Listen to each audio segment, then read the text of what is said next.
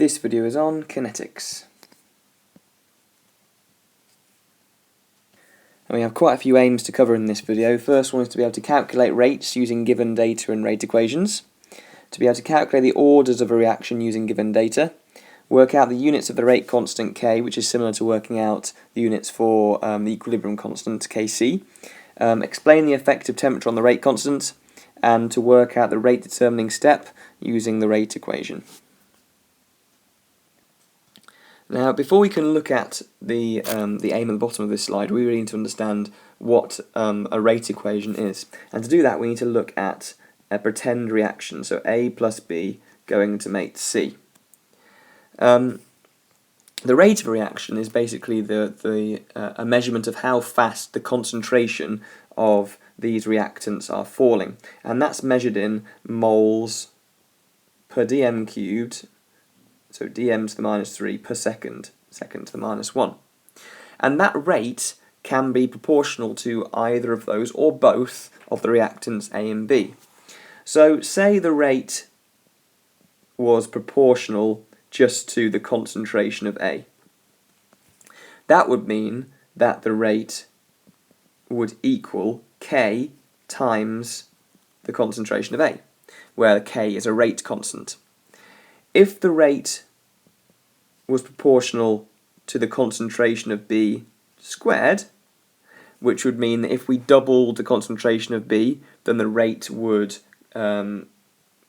increase by a factor of 4, that's 2 squared, then the rate would equal a rate constant K times B squared, which means the rate equation overall would be rate equals K times the concentration of A times the concentration of B squared.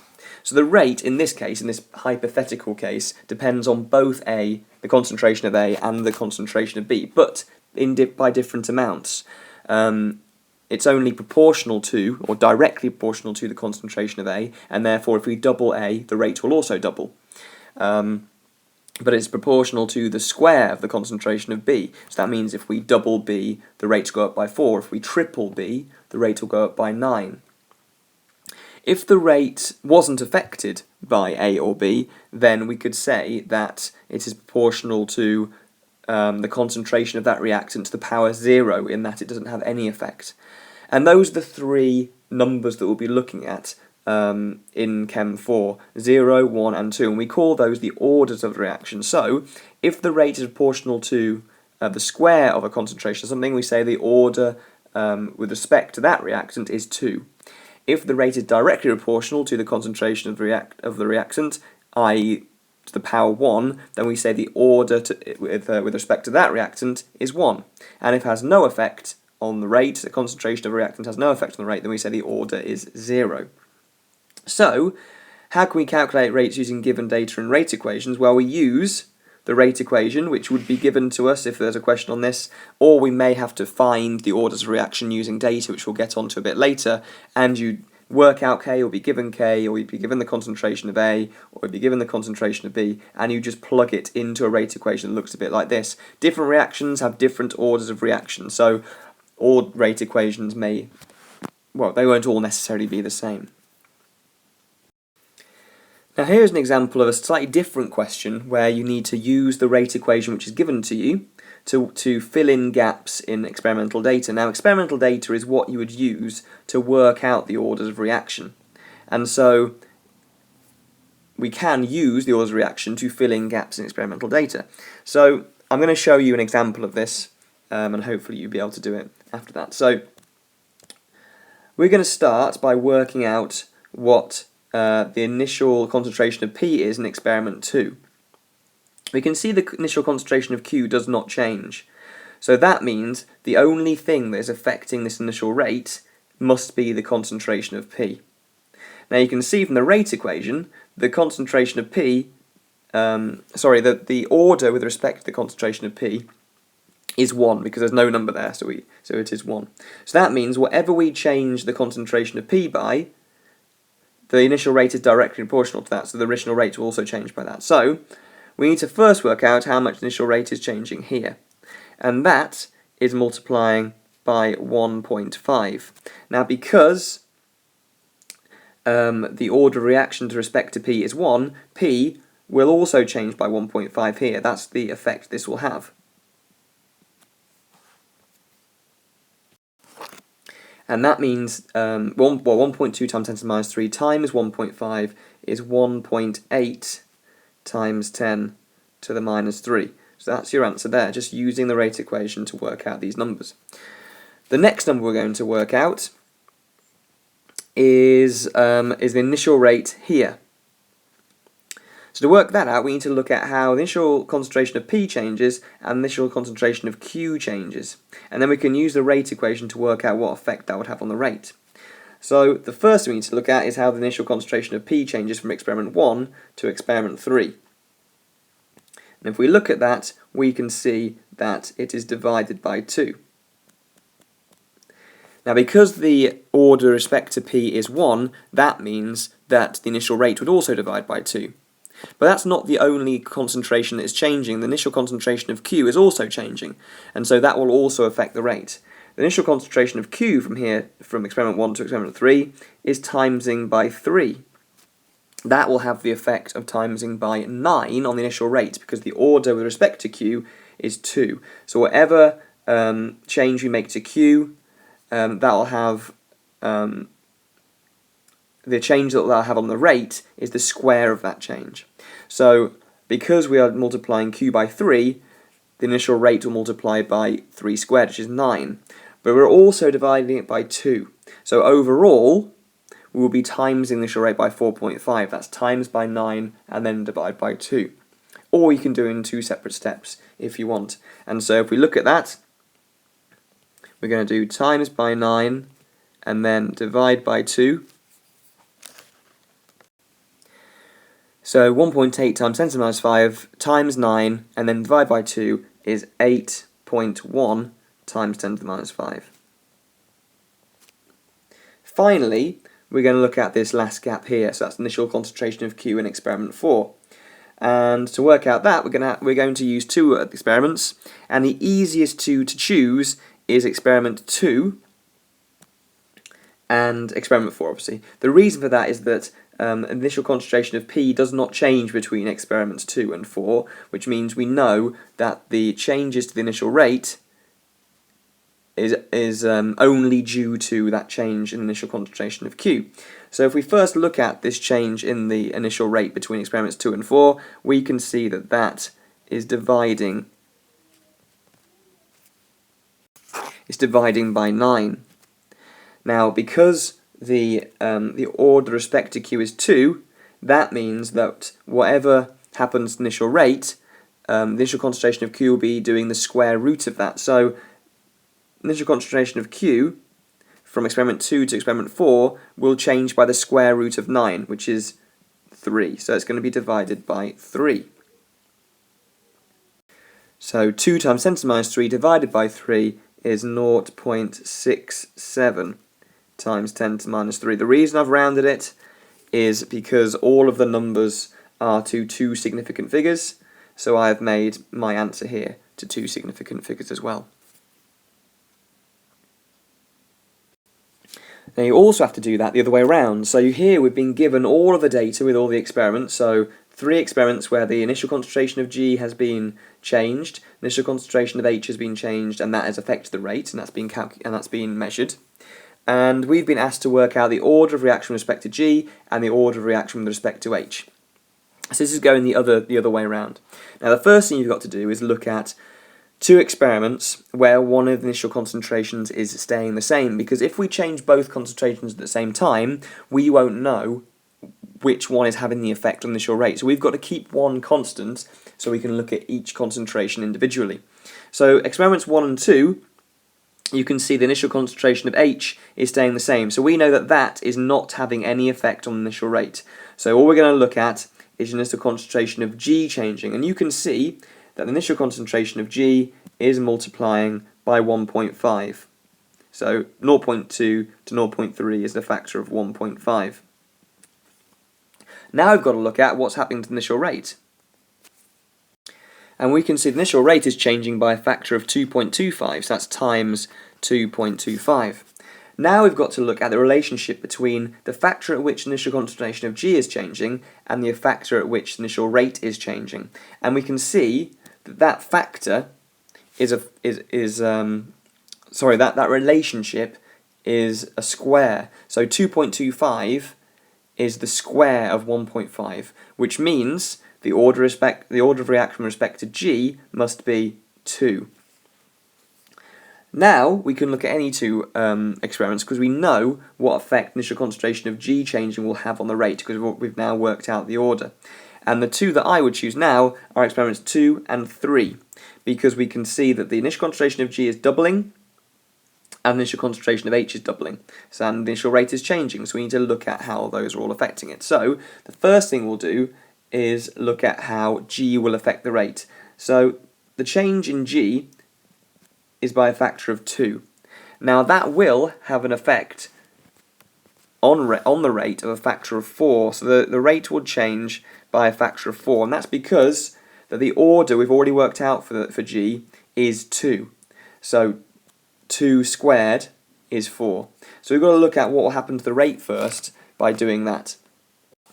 And we can see that 15.3 times 10 to the minus 3 times 4, so that's the initial rate in experiment 2, times 4 is 61.2 times 10 to the minus 3. Now that's already what the initial rate is in experiment 3. So we can come to the conclusion that the change in H is having no effect on the initial rate because the change in G is having the full effect to what the rate is in experiment 3. So that means the order with respect to H must be 0.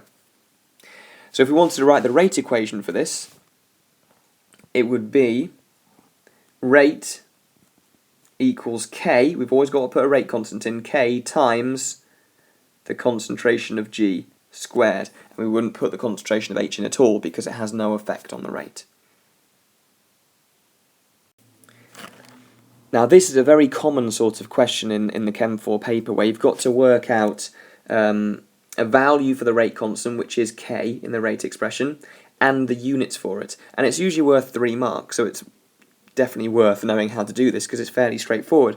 So the initial rate of reaction at 298 Kelvin was found to be 2.2 times 10 to the minus 3 moles per dm cubed per second. So that is your rate. Where the initial concentration of ethanol, which is this bit here, was 0.1 mole per dm cubed, and initial concentration of sodium hydroxide, i.e. OH minus, was 0.02 moles per dm cubed. So here it wants you to calculate a value for the rate constant and give its units.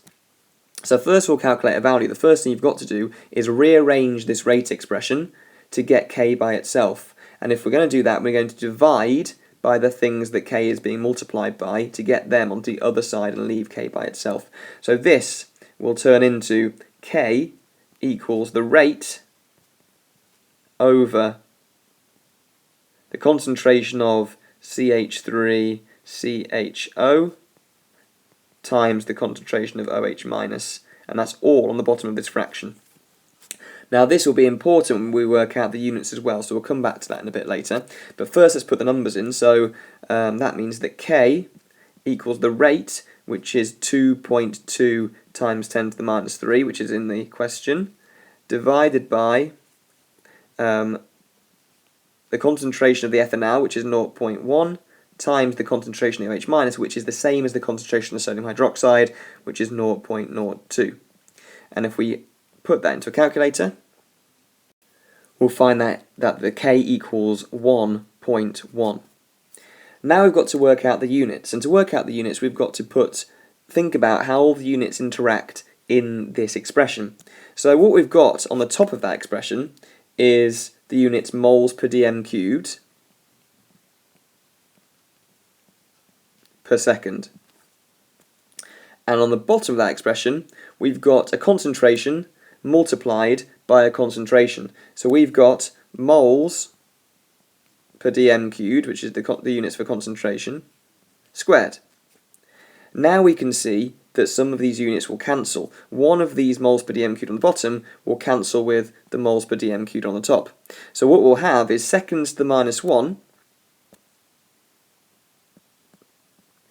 divided by moles per dm cubed. Now we're going to invert that moles per dm cubed so that we can write it all in one line. And what that will equal is moles to the -1, dm to the 3, seconds to the -1. And that will be different for every rate constant. So you've got to work out the units from the rearranged rate expression.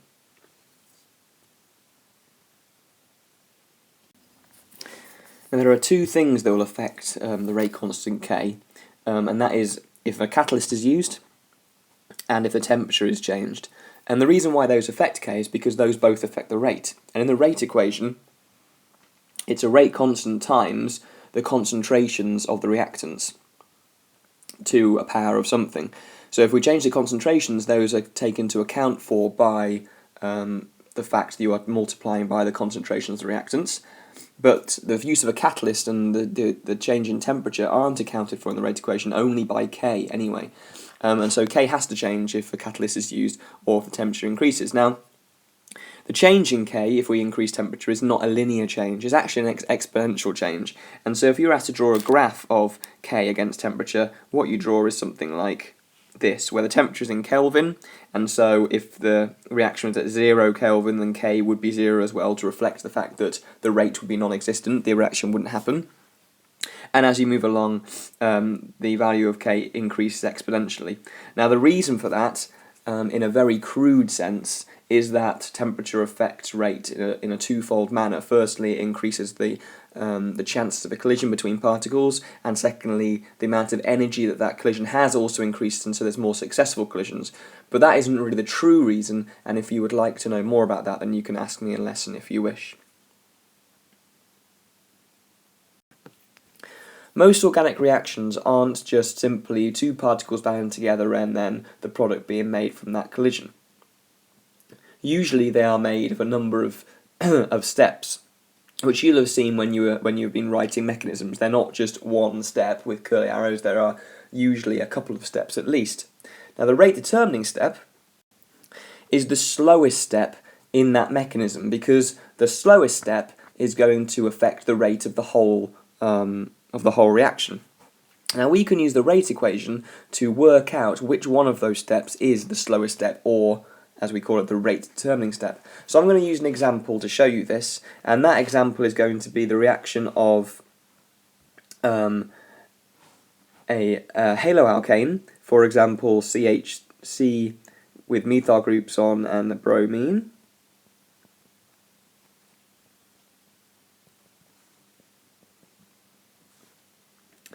Reacting with an OH- to make an alcohol.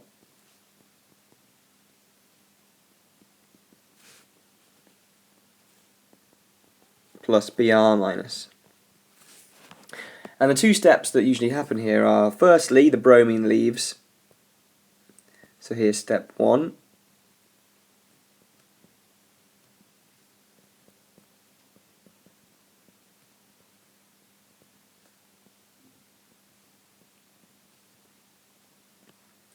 To make a carbocation.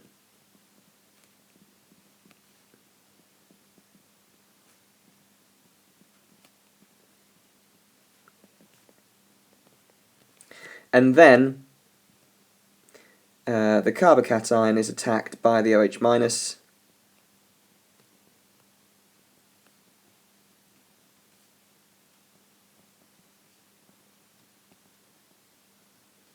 which then forms the alcohol.